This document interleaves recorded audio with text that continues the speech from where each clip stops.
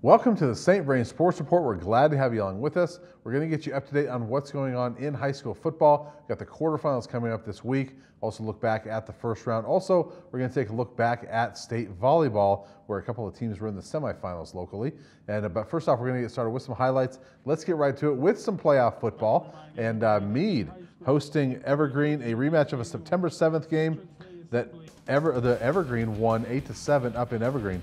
First quarter, Mavs knocking on the door, and disaster nearly strikes with a mishandled snap, and Nathan Bailey breaks several tackles, goes 20 yards down to about the 5-yard line. On the next play, Jake Wachter takes the inside handoff and squeezes his way into the end zone for the first score of the game. So Mavericks off to a great start and already scoring as many points as they had in that September 7th game. Mavs on the move again, and Ryan Bullock bowls his way for 15 yards.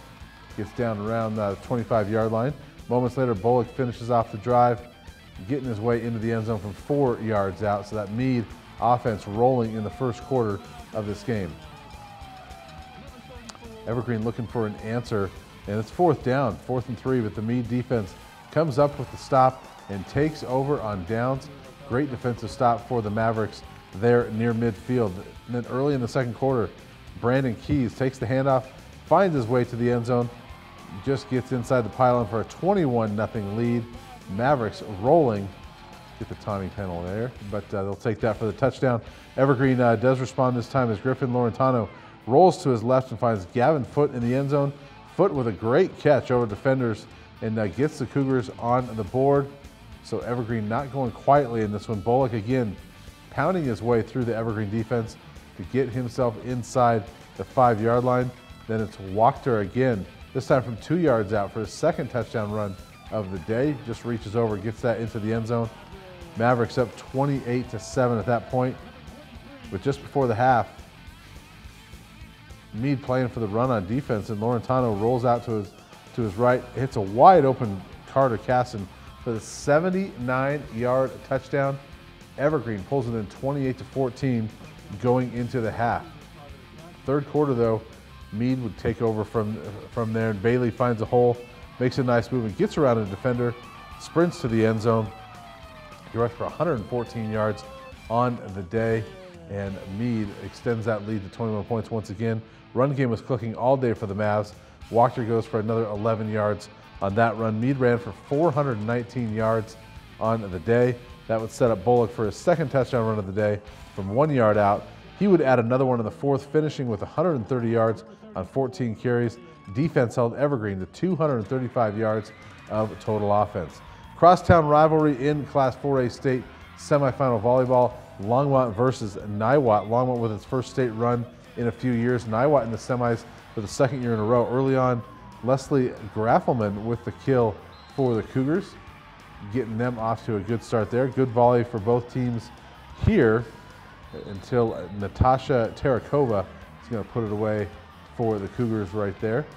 Nice kill for her just off the hands of the Trojans front line. Both teams battling, and Annika Wedderstrom for Longmont. She's going to get a great save here.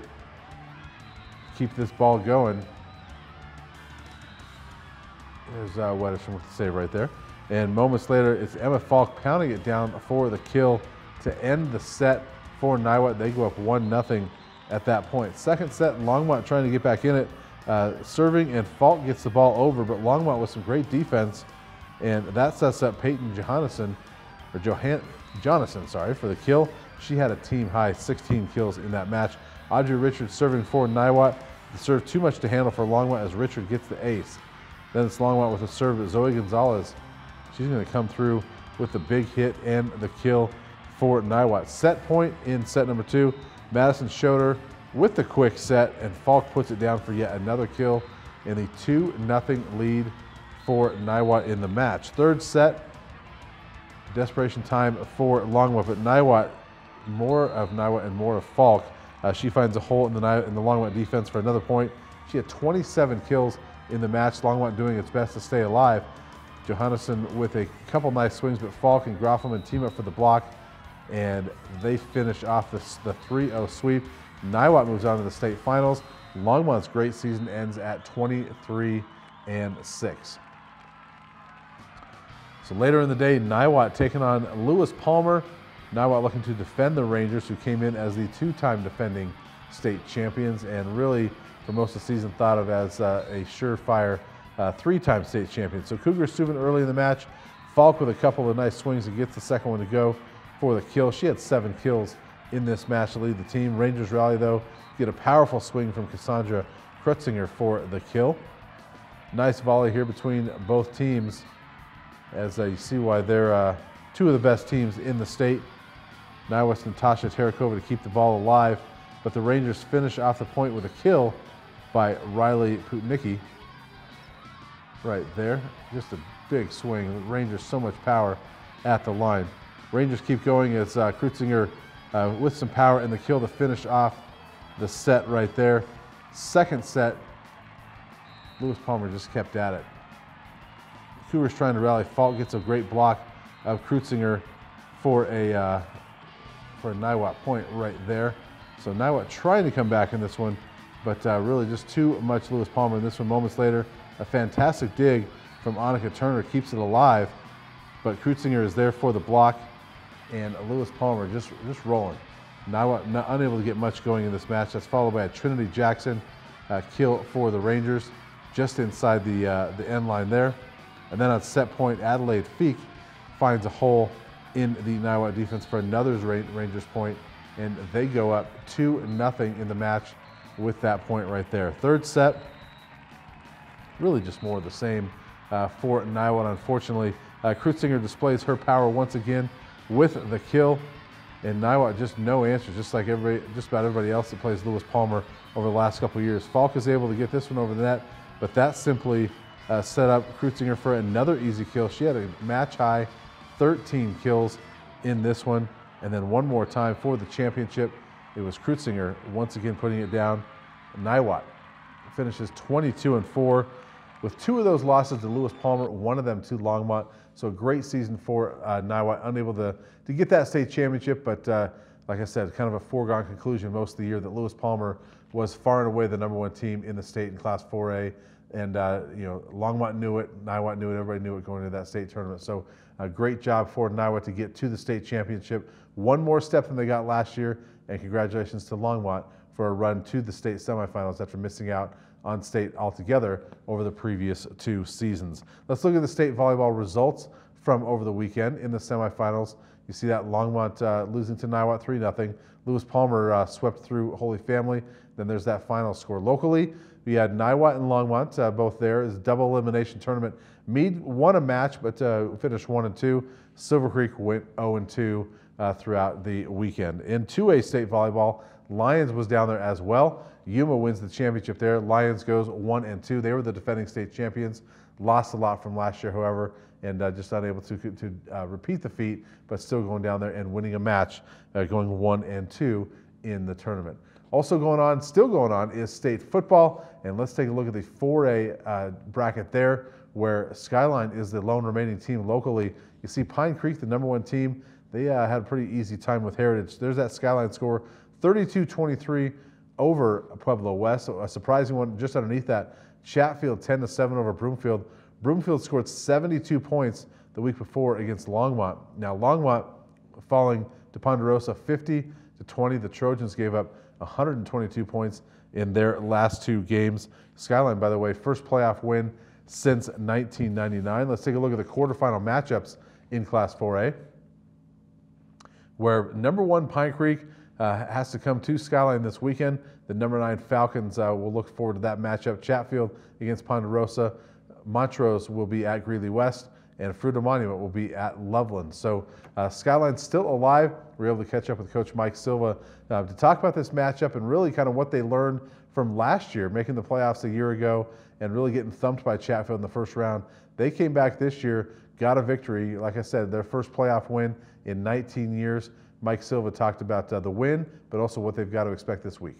Oh, it's big. It's big. Obviously, hadn't won a, the big word is we hadn't won a playoff game since 1999, and we were able to do that. So huge win for us, and it's been such a fun ride since I've arrived here, getting to this point. And now we're hosting a big dog and at home, and it's just going to be a lot of fun. We're excited about it, excited about the opportunity, and it means a lot to the program, the school, and the community, and all that good stuff. So I mean, it's just a good place to be, and I think the guys' mentality reflects that. So we're just really excited to get going this week. The film part is a big part, and we've seen the film, and like I tell the boys every week, film doesn't lie. And you know, they're the team that we see on film, and one of the film that we have is against Pueblo West, the team we played last week, where Pueblo West had them down, you know, 9-0, 9-7 in the fourth quarter, ultimately losing that game. But it's a team that it's not an insurmountable task.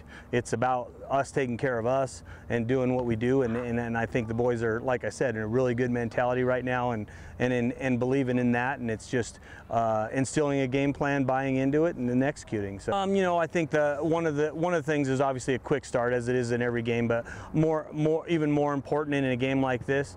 But for us, it's a mentality. For us, it's a mentality. You know, like I talked about earlier this week. We didn't really show up for Chatfield last year, and they were that team last year, the most talented team in 4A, and everybody thought they were had beat Columbine 5A. We didn't show up, but guess what? That next week, guess who did show up and beat them? Pueblo West, the team we beat last week, who had 14 starters returning. So it is so important for us to have the mentality that we can go out and play with anybody, and I feel like we're there. And I think that victory last week against that kind of quality program really puts us in a really good spot, and that's why I say I think our mentality is where it needs to be, and we'll play with them. There isn't any doubt in my mind. And when we go out there and play, we will play with them, and we will give them everything they want. You gotta love hearing that confidence from Coach Silva. I think a year ago the Falcons got in the playoffs for the first time in a number of years. There was kind of that just glad to be there type of feeling. I know they were confident going in, but just kind of that glad to be there feeling. This year is not the case. They want to go out and win that. You love hearing the confidence from the head man. Let's take a look at the matchup this week between Skyline and Pine Creek, the #1 team in the state. Pine Creek 10-1 overall, Skyline 8-3. And both these teams, they're both scoring about 35 points a game, 5 touchdowns a game. Points allowed, Pine Creek are giving up just 11.5 per game, playing great defense. Now Skyline, a lot more, 24.5, but they're playing much better defense this year than they did a year ago. That's why Coach Silva is probably feeling better about their chances. Last year, they just didn't play great defense overall. So rushing yards, Pine Creek obviously 241.5 yards per game, and Skyline more of a passing team, but pretty balanced as well. Skyline 5-1 over its last 6 games. The only loss to the #2 seed Loveland. Jeremy Hollingsworth almost 1,500 yards rushing, 20 touchdowns for the Falcons. Chase Silva 26 touchdowns, 5 interceptions passing. Kyle West, by the way, the receiver, almost 80 catches, 79 overall, 1,217 yards and 9 touchdowns. He's got 2,400 yards receiving over the last 2 seasons. Now Pine Creek over 40 points in the last 5 games. We were able to catch up with receiver Jack Wathen, however, to talk about the matchup and kind of the excitement the Falcons have going into this game. So last week we actually won our first game in 19 years, which was huge for us, and that was really exciting on its own. So going in to take Pine Creek on at the #1 seed is crazy, so we got a big week ahead of us and we're excited. Yeah, that's super nice. You know, we don't have to go anywhere, so we're going to be well rested. It's great to have our fans here too, so you know, hopefully we get a big showing, and it's going to be a big game. Yeah, so I mean, first off, obviously they're the #1 seed, so that's a big challenge in its own, and this week has to be huge on focus, preparation, and we all have to be playing as a team this week. I think that's our main goal, is to play together, and we should be solid. I think we're just going to have to get a few defensive stops, and then our offense will have to go out there and score. So we'll have to have each other's backs, and yeah, just a few defensive stops, and then we should be good. So Skyline taking on the #1 seed Pine Creek this weekend at Everett Montgomery Field. Let's move on to Class 3A, where a couple of local teams are still alive, including Erie and Meade. Meade, we saw their highlights, 56-13 over Evergreen. Erie 40-0 over Durango. In that one, Noah Roper, 253 yards rushing, 3 touchdowns. That was a rematch of a tight game a year ago that Erie won in the final minutes down at Durango. A little bit easier this time around. Discovery Canyon over Frederick in double overtime, just a heartbreaker for the Warriors. Finished a great season, 8-3 overall, and getting in the playoffs for the first time in a number of years. The Warriors felt pretty confident going into that one, had a pretty good game plan, up 21-7 at the half, and got the field goal in the second overtime to take the lead. Discovery Canyon came back with the game-winning touchdown. However, heartbreaker for Frederick, but a great season for the Warriors, finishing 8-3. They got a bunch of kids coming back. I think they're going to be a factor again next year. Let's take a look at the quarterfinal matchups in Class 3A, where we do have a couple of teams left. Number 9 seed Meade, they are at number 1 Palisade, and that's going to be a tough one for the Mavericks, but I think they match up pretty well. We'll talk about that one here in a second. Number 6 Green Mountain will come to number 3 Erie. The Tigers looking to keep that playoff run alive and get back to the state title game for the second year in a row. Palmer Ridge, the defending state champion, the number 4 seed, and then Pueblo East has been pretty tough all year down there at the number 2 seed. Let's take a look at the matchup. Meade at Palisade, Saturday afternoon at 1 o'clock. And other than the record, Meade struggled out of the gate early, if you remember, starting 2-3 overall. They've won 6 in a row since then. Palisade's really just kind of been on a roll, and record-wise, Palisade's got the edge. But look at all the rest of those numbers. Points per game, they're almost identical. There's literally a 2-point difference in their seasons. How many Palisades scored 2 more points all season? Points allowed, they're basically giving up about the same. Meade an extra field goal a game, but both these teams play very good defense. They're both run-oriented teams. Palisade 20 more yards per game, but both these teams like to run the ball, and they do it very well. Meade on a 6-game winning streak. They've outscored their opponents 270-51 ever since a 41-24 loss to Erie. Palisade has outscored opponents 182-7 over the last 4 games, so they're playing very well right now. So Meade's got a tough task, but I think they match up well down there, especially with that run game and the way they've been playing defense lately. That's going to be a fantastic matchup down at Palisade. Green Mountain at Erie, let's take a look at that matchup real quick. Green Mountain, the number 6 seed, they come into Erie 9-2 overall. Green Mountain has a 9-game winning streak. They started 0-2, losing to Palisade and number 5 Harrison, but they have won 9 in a row since then. Erie obviously has not lost since the state title game a year ago to Palmer Ridge. Points per game, Erie much more prolific there, 43.5 points per game. Green Mountain, say only 30 points a game, but this time in the playoffs, that's kind of a lower number for some of these playoff teams. Points allowed, Green Mountain giving up almost 20 a game. Erie just 10 per game. Both these teams, again, very run-oriented, but Green Mountain more apt to pass the ball than Erie at this time. Erie has held 4 of its last 6 opponents out of the end zone, so it's going to be really tough for Green Mountain in this one. Obviously, Erie wants to keep that one going and keep them out of the end zone. Noah Roper, over 2,000 yards once again, 2,093 yards, 35 touchdowns. Listen to these numbers over the last 2 seasons. 4,721 yards rushing, 71 touchdowns. That's in 2 years, everybody. That's a lot of numbers for Noah Roper. He wants to keep that going. They've got a great chance to keep that going against Green Mountain this week. Well, that'll do it for us this week. We want to thank Blaine Robinson and Tim Ellis for getting our video for us this week, as well as Blaine and Don Gurton for all the behind-the-scenes work on this show. Check out bocopreps.com and the Longmont Times-Call. They'll get you up to date on everything going on in high school sports in the area. Like us on Facebook and check us out on the web at longmontchannel.com, where you can watch this or any other programs you like here on Channel 8. And as always, we want to thank you for watching. We look forward to seeing you again next week.